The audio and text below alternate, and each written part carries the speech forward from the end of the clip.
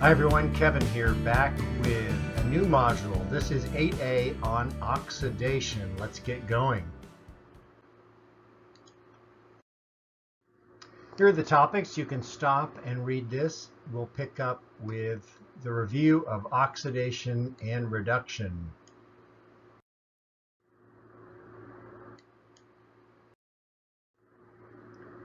You've probably heard oil rig as the short little acronym for remembering oxidation and reduction. So oil oxidation is loss, rig reduction is gain, and that's in reference to electrons. So oxidation is loss of electrons, reduction is gain of electrons.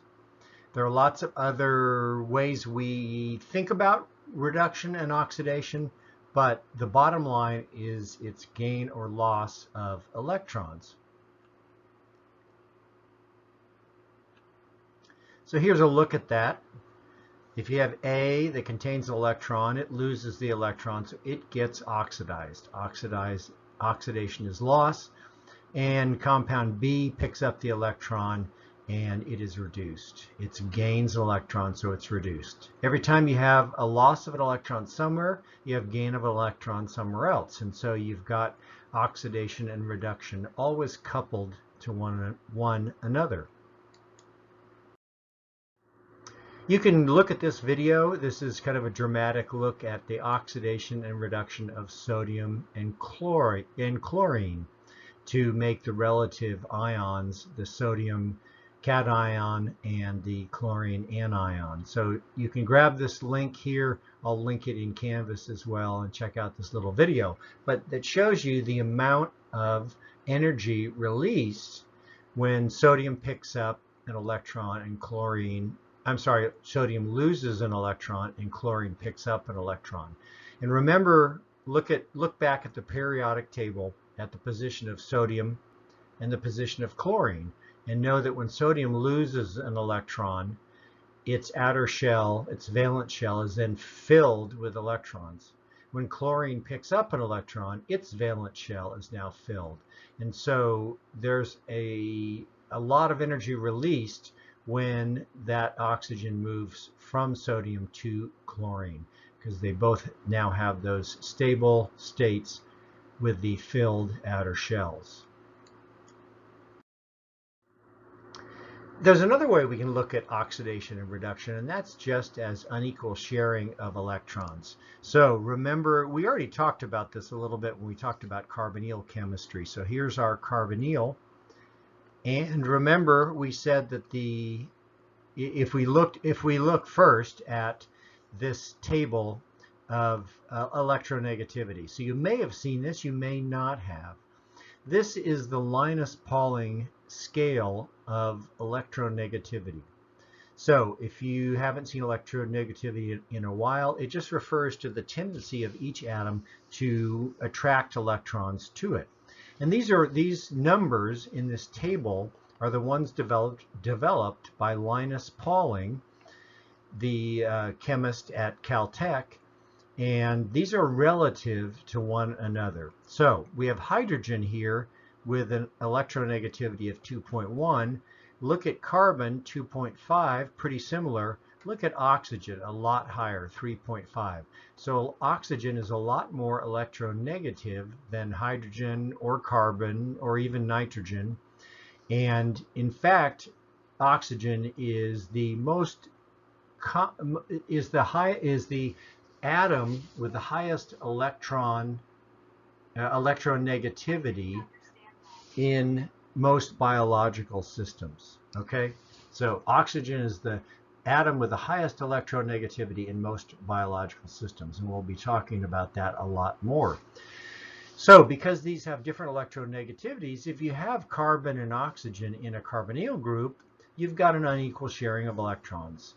Oxygen is more electronegative, so it pulls the electrons toward it, pulls the electron density away from the carbon, and we end up with a partial negative charge on the oxygen and a partial positive charge on the carbon. So this is unequal sharing of electrons, but we would consider this carbon to be oxidized. It's lost electrons. And in this carbonyl, the oxygen to be reduced because it's picked up electrons. So let's see some of the more implications of this unequal sharing. Here are two examples. Methane. In methane, there are 4 carbon-hydrogen bonds, and they basically share electrons equally. Between the two, hydrogen, remember, has an electronegativity of 2.1 on the Linus-Pauling scale, and carbon is 2.5. Well, that's pretty close. So these electrons are basically shared equally between hydrogen and carbon, all right? And that's why they're shown right in the middle of these 4 bonds. But if you cut over to the right in carbon dioxide, you have carbon with an electronegativity of 2.5 and oxygen at 3.5. So there's a big difference. And so in that case, the electrons are pulled toward oxygen. We still have bonding, but we have the oxygens centered or localized, not centered, but localized more often around the oxygen than around the carbon. So again, we'd say that carbon is oxidized and oxygen is reduced because of this unequal sharing of electrons. So if we have a reaction that changes our carbon from a carbon bonded to hydrogen atoms, like on the right, to a carbon bonded to oxygen atoms on the left, we would say that carbon has been oxidized because there's less electron density around the carbon. All right, the carbon is oxidized because there's less electron density around the carbon when we go from methane to carbon dioxide.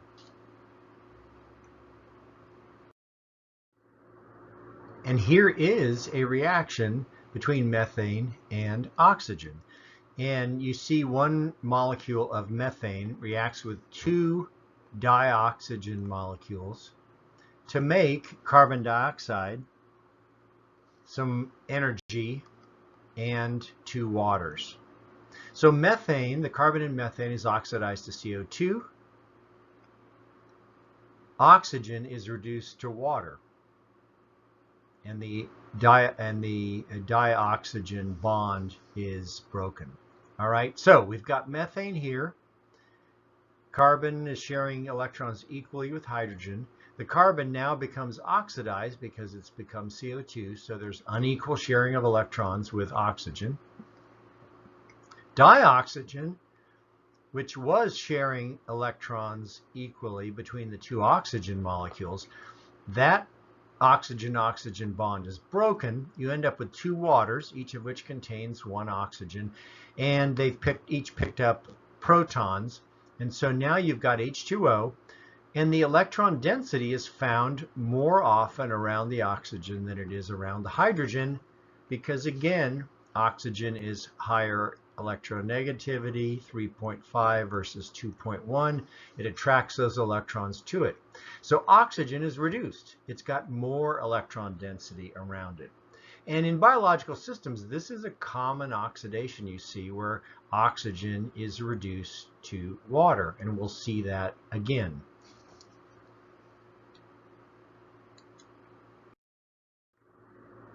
All right, so this is just summarizes what I said. The same number of electrons on carbon and oxygen before and after the reaction.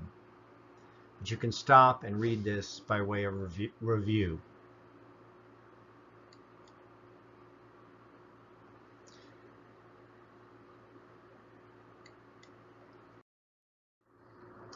We often recognize oxidation and reduction because reduction looks like a gain of hydrogen. Oftentimes, it is accompanied by a gain of hydrogen. All right. So in this scheme here on the right, we go from carbon dioxide.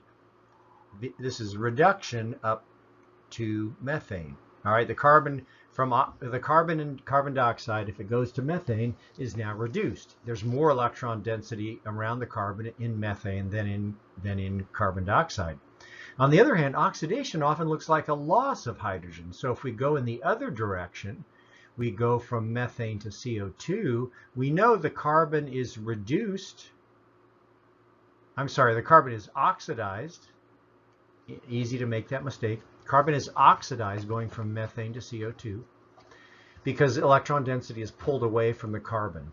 All right, so it looks like loss of hydrogen, and that actually does drive the reduction and oxidation, and this is common. So remember, it's driven by electronegativity, and any atom bonded to hydrogen will usually be able to hog electrons or gain a share of electrons, because in biological systems, hydrogen is usually the atom with the lowest electronegativity, at least among the atoms to which hydrogen is normally bound. So if you look back at our electronegativity table, you see that nitrogen is more electronegative than hydrogen, so it'll pull electrons to it.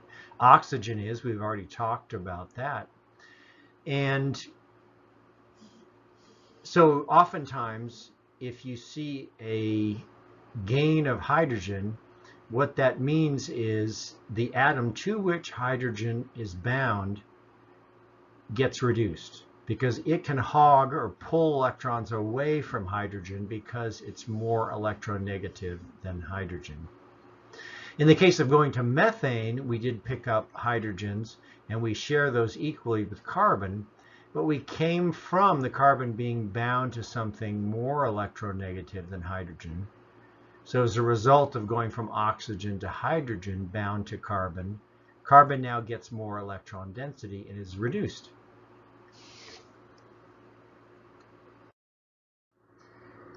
On the other hand, oxidation often looks like the gain of oxygen. And in the same schematic on the right, you see when we go from methane to carbon dioxide, we gain oxygens.